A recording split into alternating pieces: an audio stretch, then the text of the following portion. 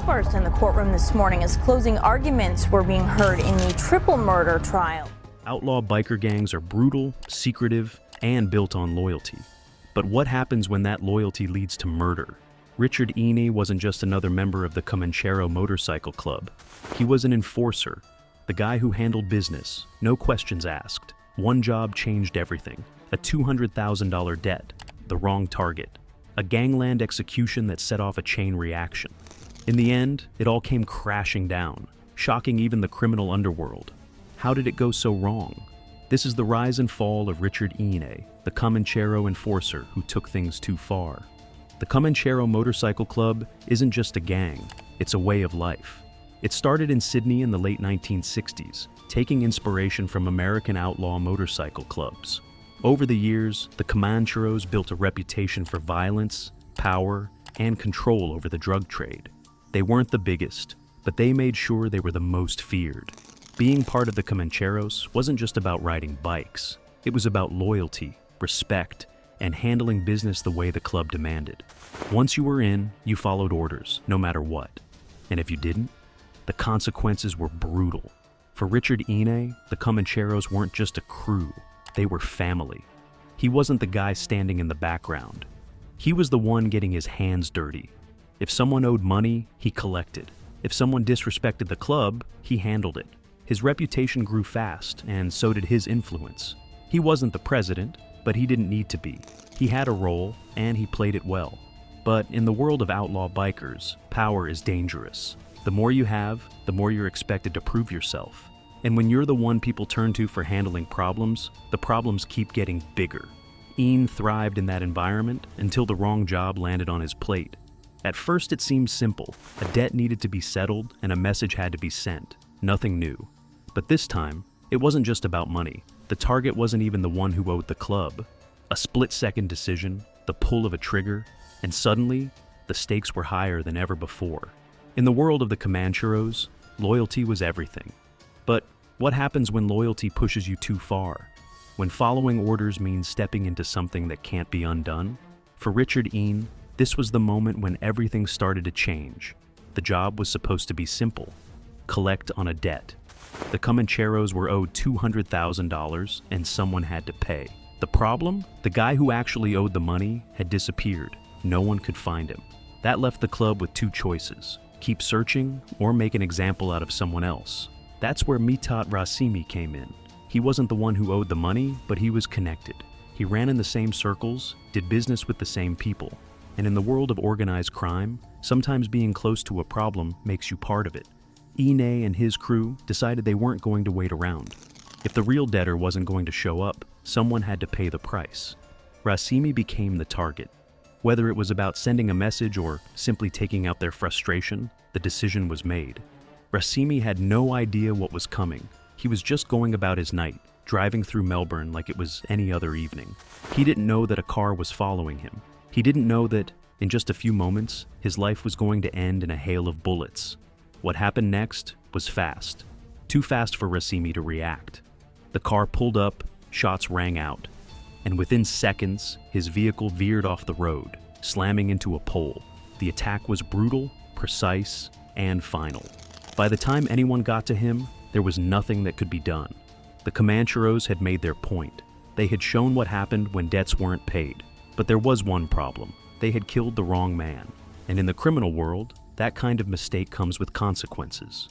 In the immediate aftermath of the murder, the consequences were swift. The Comancheros thought they had sent a strong message to anyone thinking of crossing them. But the mistake, killing the wrong man, set off a chain of events that no one had anticipated. Things quickly went from bad to worse. Mithat Rasimi wasn't just a random figure in the criminal underworld. He had connections, and those connections weren't going to let his death slide. Soon it became clear that Rasimi's family and friends weren't going to rest until they found out who was responsible. They were determined to seek revenge, and revenge in this world is never pretty. The first sign that things were going to escalate came when the police started to make their move. It wasn't just a random drive-by shooting anymore. It was a targeted execution, and law enforcement knew it. The police had a lot of experience with biker gangs, and they knew the Comancheros' reputation. But they also knew that to take down a gang like that, it wasn't just about catching the killer. It was about making connections, gathering intel, and piecing together the puzzle that would bring them to the people responsible. But the Comancheros weren't going down without a fight. They were experienced at covering their tracks, and they had a strong network of people who weren't afraid to help them out when things went south. Even as the police closed in, the gang members involved in the murder were already planning their next moves. For Richard Ene, the pressure was building. He'd been a part of the planning and execution of Racimi's murder. He had pulled the trigger. He had been involved in making sure Racimi never got a chance to fight back. The fact that the target was wrong, well, that only made the situation worse. But even with all the heat on him, Ene remained confident that he could keep his head down and ride it out. After all, in the world of organized crime, staying silent was often the best way to survive. But things weren't going to be that easy.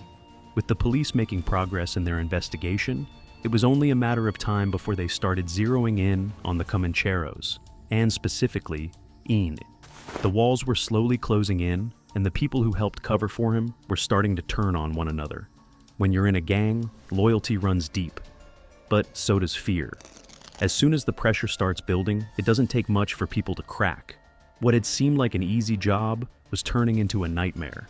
Ene could feel the tension rising, but he still didn't know who would turn on him first. Would the Comancheros continue to protect him? Or would someone, under the weight of pressure, decide to give him up to the authorities? The calm before the storm was over, and it was only a matter of time before everything would come crashing down.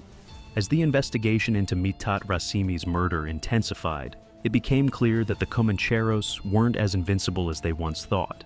The police were relentless, and they had one thing the gang couldn't outrun: time.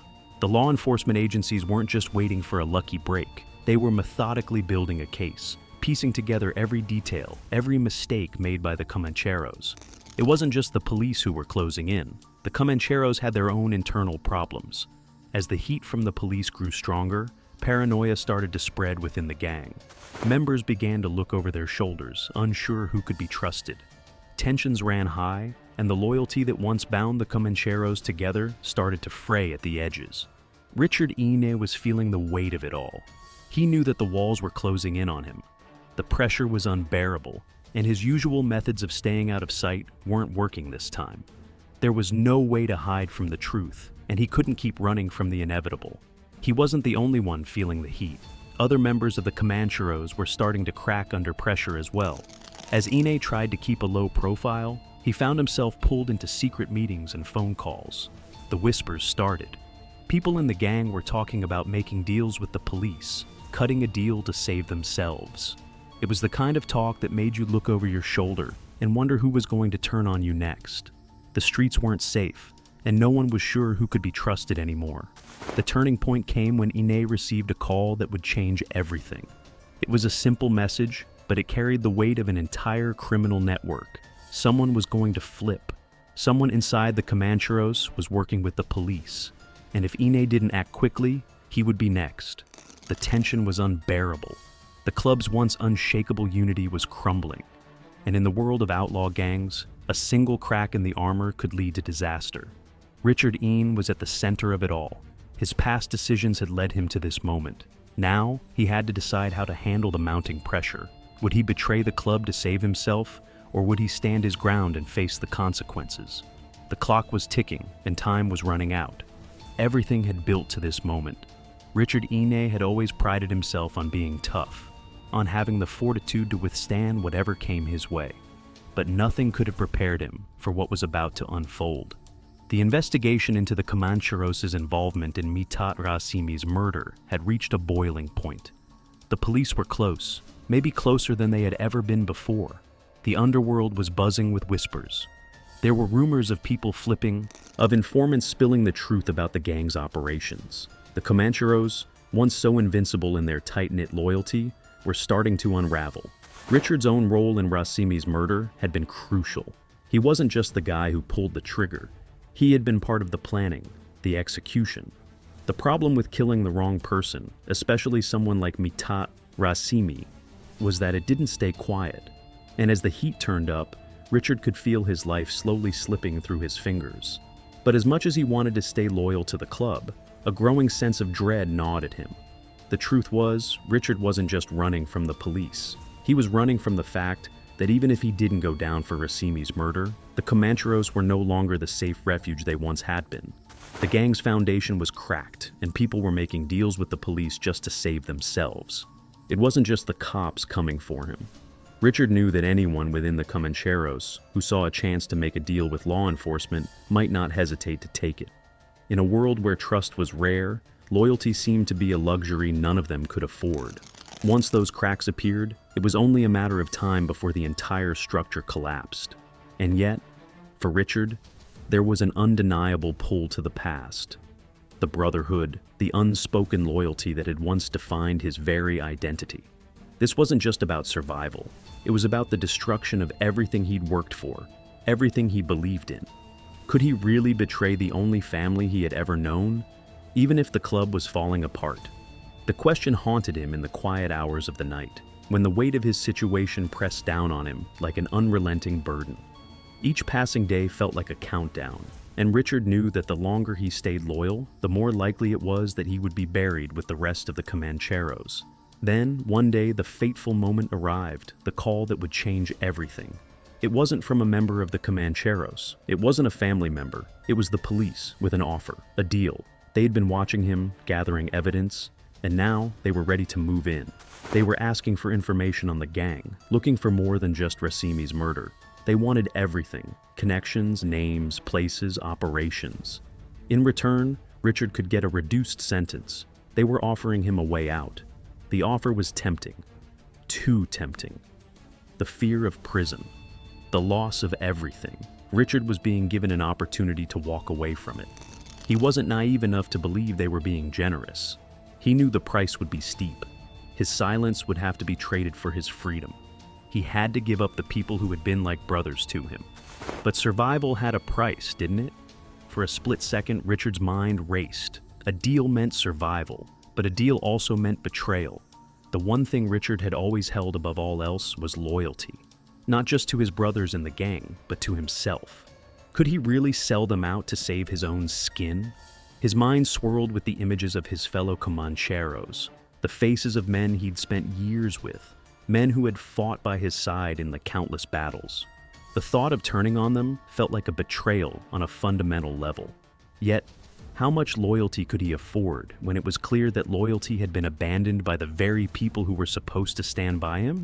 The weight of it all was unbearable. It wasn't just about surviving. It wasn't just about saving his own skin. It was about who Richard Ene had become. What had started as a means to survive in a brutal world had turned into something else entirely. And now, that world was crumbling. His name would no longer be feared. It would be associated with betrayal. The decision didn't come easily, but in the end, Richard couldn't escape the inevitable.